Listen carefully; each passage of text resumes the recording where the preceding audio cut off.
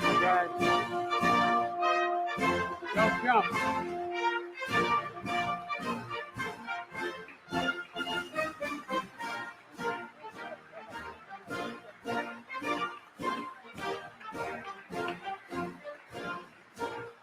Thank you, everybody. Thank you, thank you. You can please have a seat. I want to welcome everyone to this historic event here at the Ironworkers Hall. I want to thank businessman manager Aaron Best. I want to thank Ray Cleland and everyone here at Local 5. I almost said Local 7. Local 7's in Boston, but sorry. But I want to thank you all, and thank you for hosting us today. As a proud member of Labor's Local 223 in Boston, it's always great to be back into a union hall. Today joining us is Secretary Jennifer Granholm. Secretary Granholm, thank you for being with us today.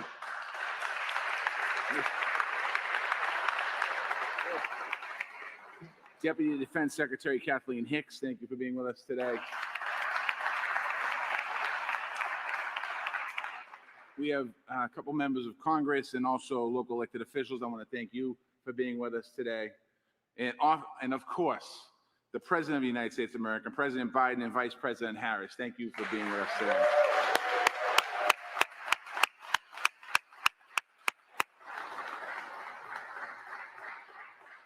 Today, they are proving once again that this is the most pro-labor, pro-worker administration in our nation's history. And in a few minutes, the President of the United States is going to sign an executive order. That order will make sure that big federally funded construction projects are governed by project labor agreements. And I know from experience, PLAs guarantee great projects and good jobs.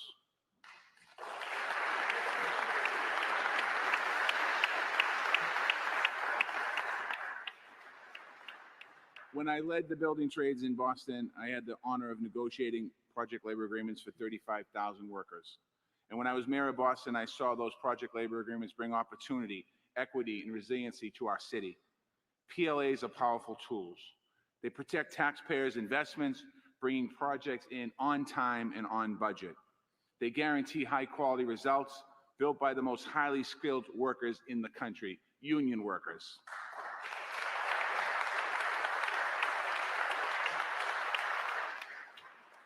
And as we have proved in cities across America, we can use PLAs to expand access to good middle-class careers for women and workers of color.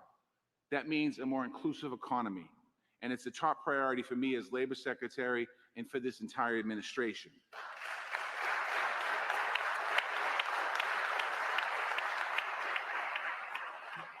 The bottom line, quite honestly, is between this executive order and the Bipartisan Infrastructure Law, the President has provided us all with the opportunity to create millions of good-paying jobs, union jobs, and construction projects built with federal dollars. And this is a historic win for working people all across this country. Now, I have the honor, the incredible honor, of turning this podium over to a champion of working people all across this country. She is fighting every single day for the rights of workers to be able to join a union, to be paid what they deserve, and get the care and the health care and the family care that their families need. Sisters and brothers, please join me in welcoming the Vice President of the United States of America, Kamala Harris.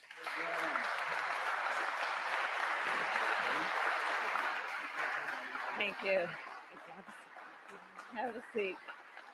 Thank you all. Thank you, Secretary Walsh. Thank you. It is always good. Oh. Have a seat. Thank you. It's always good to be in the House of Labor. I want to thank you all for the work you do every day that inspires us. And Secretary Walsh, thank you. You are a great partner in this effort and a great leader in our administration. So good afternoon, everyone. Before we get started, I just want to say a word about the jobs report that came out today.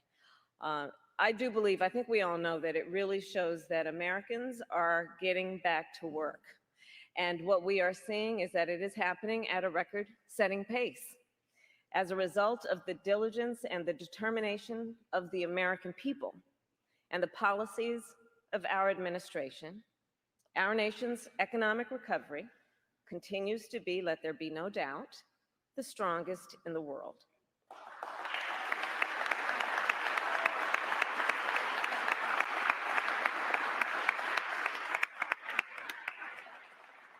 And again, I want to thank Marty Walsh for his introduction and the work you do every day.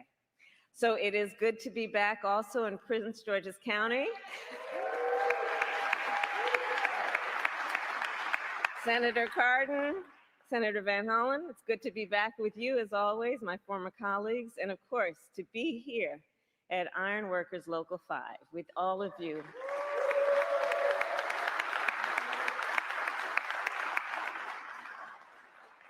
And I know we're all waiting to hear in a moment from one of the greatest friends of union labor workers, President Joe Biden. So I just have a few comments to make. All of the workers gathered here know that our administration will always stand in solidarity with you and with organized labor. It comes from our heart, it comes from our soul. We are unequivocal and clear about the importance of that relationship, not only to us and our administration, but to our country and the working men and women of America. Because we know union workers built our nation.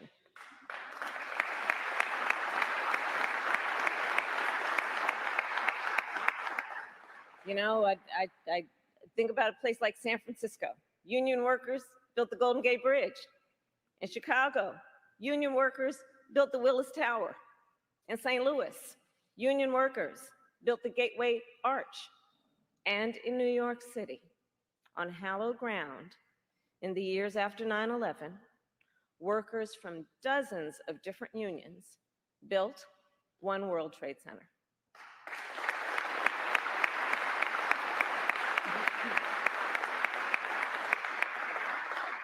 And so the point there being, when our nation needs something to be built right, and those things that, by the way, are recognized throughout the world as the epitome of carpentry, of building, of what we do in terms of the skills that those workers apply, we receive worldwide recognition.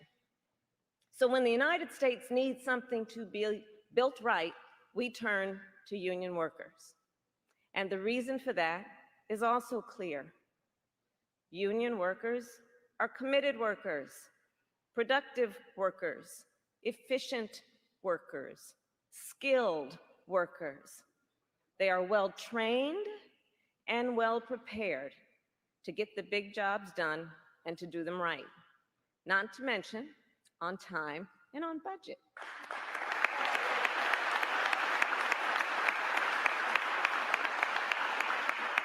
And over the past year, I have visited, as I have for many years in my career, union job sites and worker training centers across our nation. Last month, for example, I visited a training facility in Milwaukee, Wisconsin, and there I spoke with job seekers, apprentices, union members, workers who spent hundreds of hours learning to remove and replace lead pipes and service lines in a city that is sadly replete with them. And the officials there, they told me, by the time these union workers finish their training, they are the best in the business. And so that's why, one of the reasons why we are here today.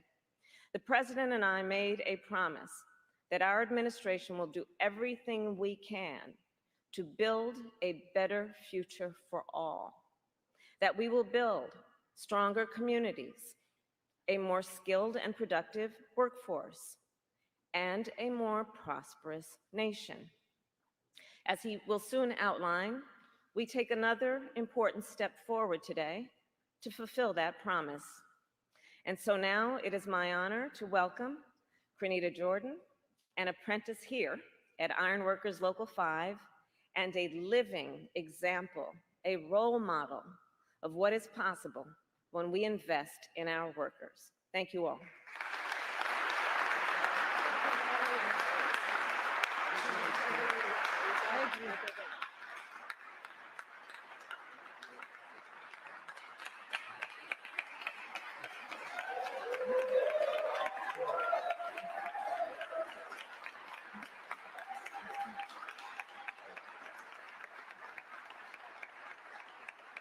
Thank you, everybody. First, I want to say good evening, everybody. My name is Cornita Jordan, and I'm proud to be a fourth year union apprentice at Local 5 Ironworkers.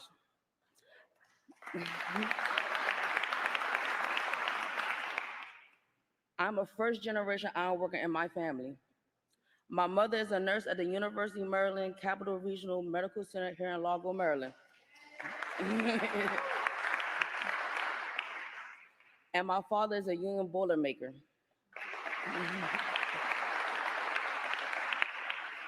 When I started construction, my employer didn't take me seriously because I was a young woman and stuck me in a truck all day.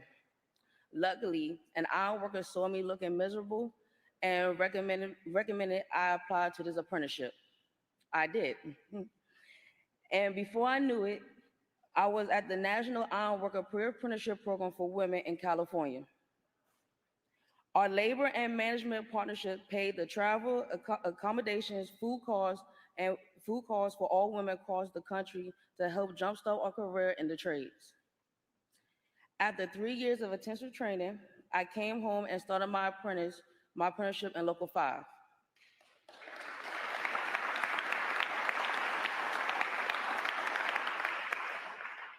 Construction is a career that allows you to self-express. You don't have to hold back your personality.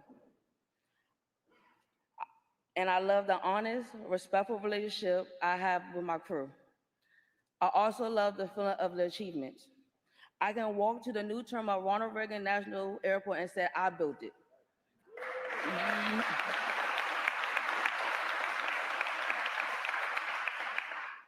I can point to the shimmering glass windows at DC Wharf and say, I put those in.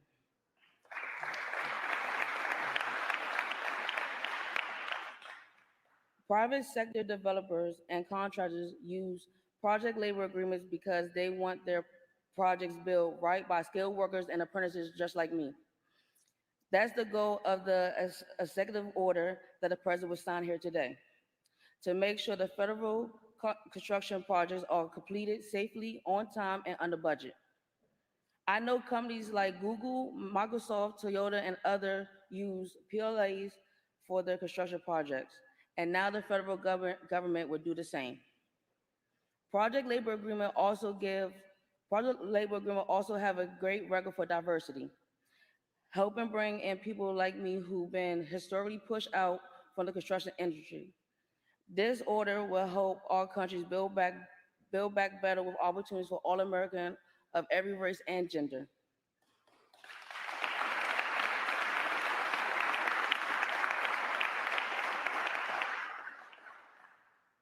I can't wait to graduate from my apprenticeship this summer and to get to work on the big projects covered by this executive order.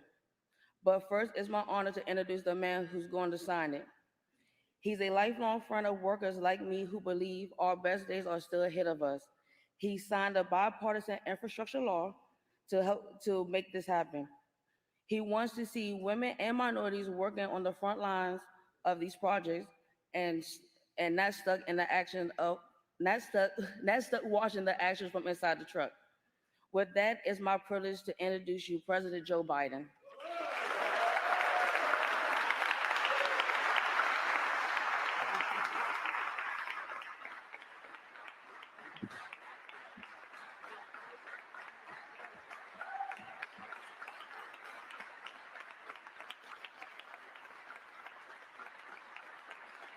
That's progress.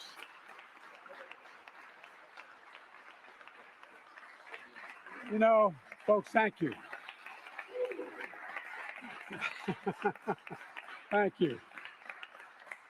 Before I begin my somewhat formal remarks, walking in here today and seeing you guys sitting on that beam, first local ever to endorse me was a guy named Tommy Schrank in Ellesmere, Delaware, local ironworkers, and asked me to come out to a site.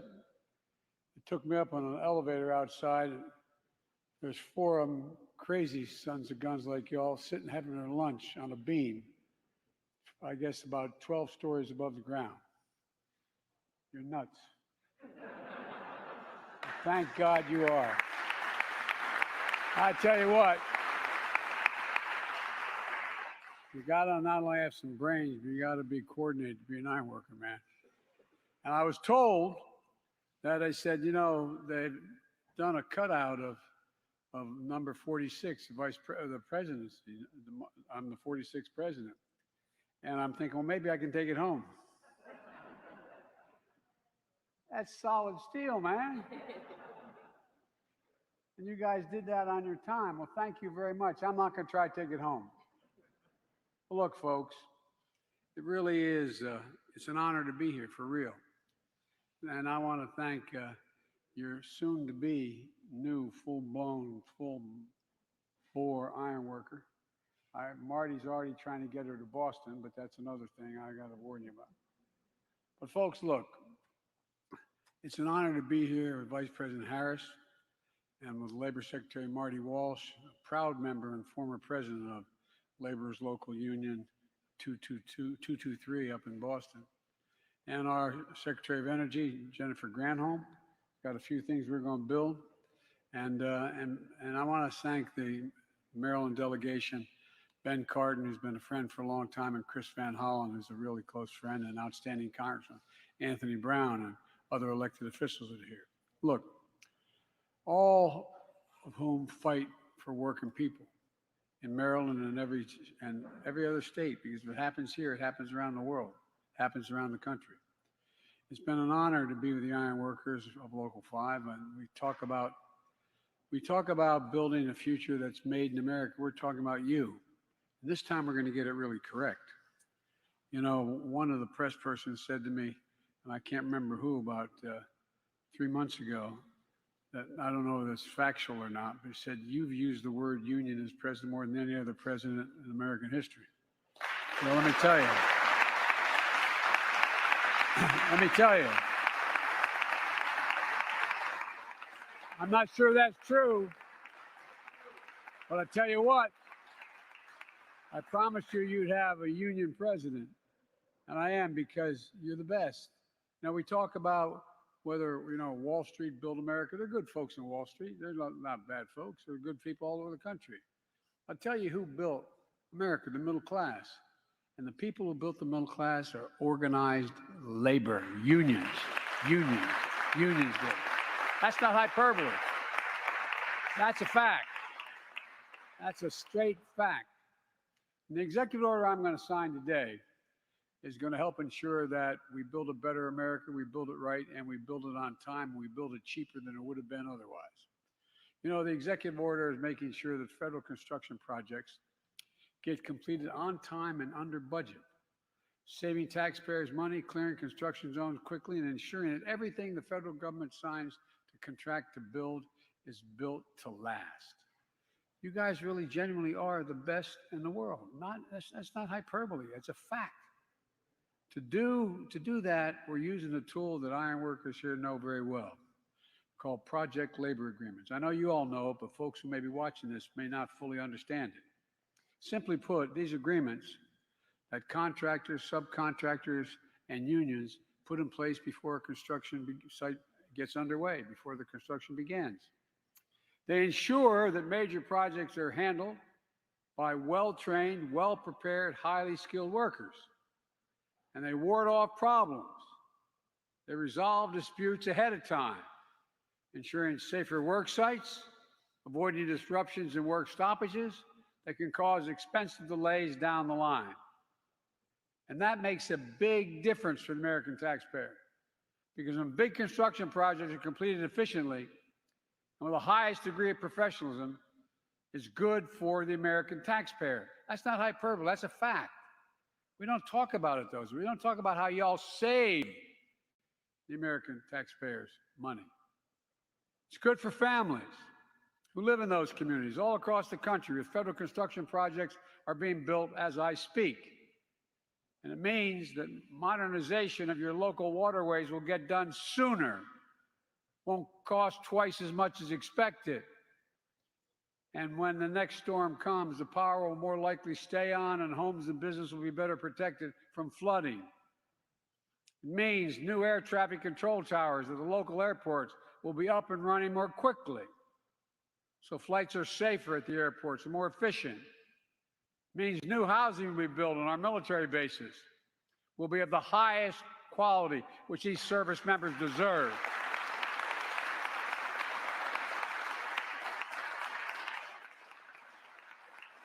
And will hold up better and make life easier for our military families.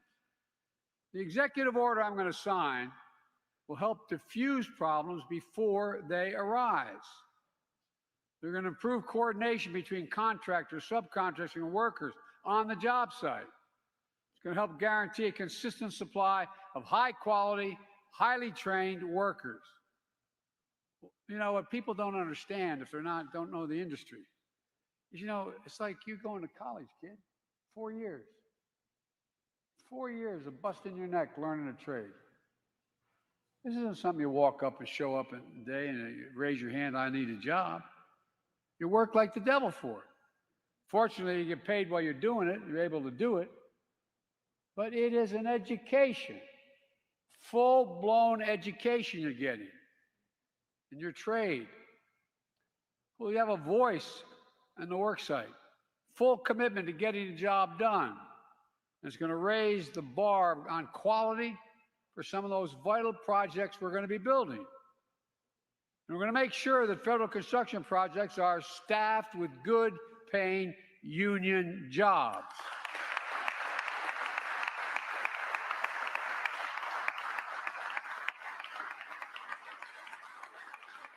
One of you actually came up to me today and said, Joe, you said you were going to do that, and you're doing it. Well, when President Obama asked me to run the Recovery Act, I made sure every single job I could get was a union job, prevailing wage. Because I've noticed when folks are getting paid a decent wage, everybody in the community does better. Everything looks better. They're jobs you can raise a family on.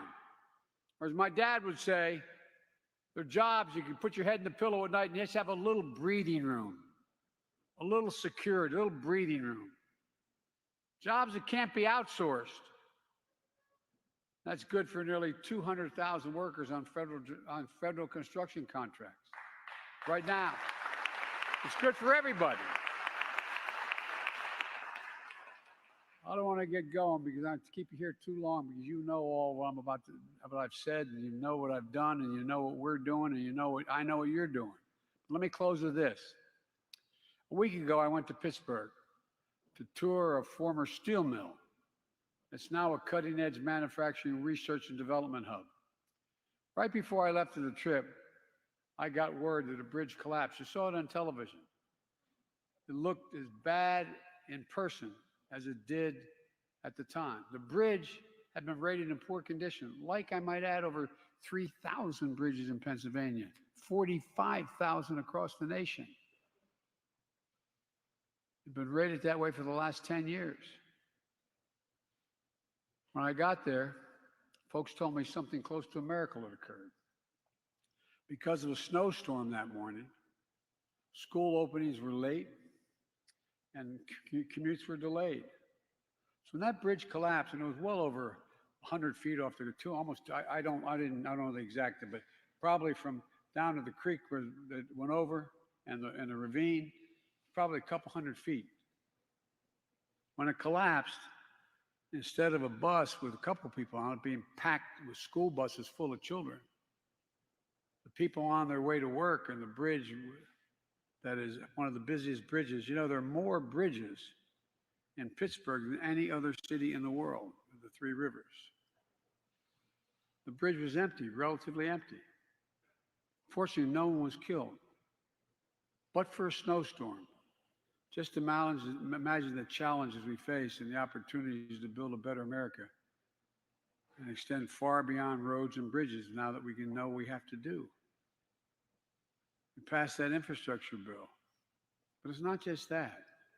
Across the country right now, there are countless buildings, ports, airports, power stations, and other federal construction projects that need to be modernized and built for the future. We can't count on miracles like happened out in Pittsburgh. Prevent tragedies that are waiting in plain sight. But we can count on what America's always counted on: the American worker, the hardest working, best trained workers in the world. American workers who've given just half a chance have never, ever, ever, ever, ever let their country down and gotten the job done. And that's what this day is all about, in my view. Getting the job done for the American taxpayers. Getting the job done right, first time. You know, folks, there's a law that's existed for a long time, but has too many exceptions like this one had. And that is that Buy America. As President of the United States, I award contracts, and I'm now making it the case, and we're working. It's one of the reasons those jobs are up, is unless the product I'm purchasing for the American people was made in America and all of its component parts were made in America, we ain't buying it. We're just simply not buying it. And what's going to happen here, not a joke, it's a fact. It's not a violation of any international laws either. What we're talking about here, with three exceptions I won't bore you with, and they're highly unusual, with three exceptions, every single project we're talking about is paid for with federal dollars, and it's a federal project. It's going to be union jobs, every single one of them.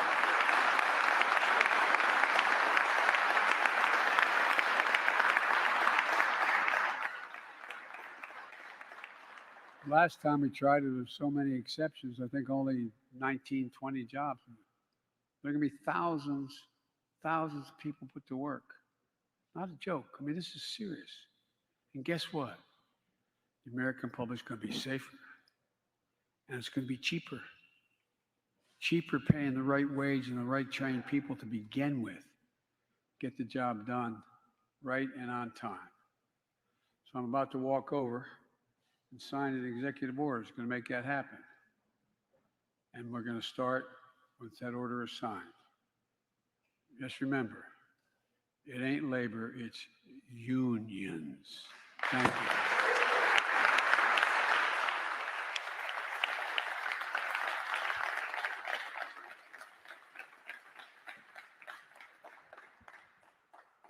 Now, usually you have a pen to give out to everybody around you. We didn't have enough pens to bring with us. So I'm going to sign this order, but you're all going to get one of the signing pens, starting with the Maryland delegation.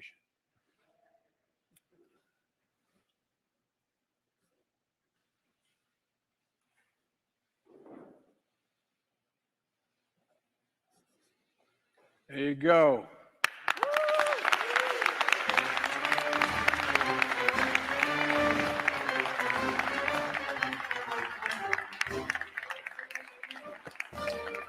Thank you all. Thank you, thank you, thank you. All right.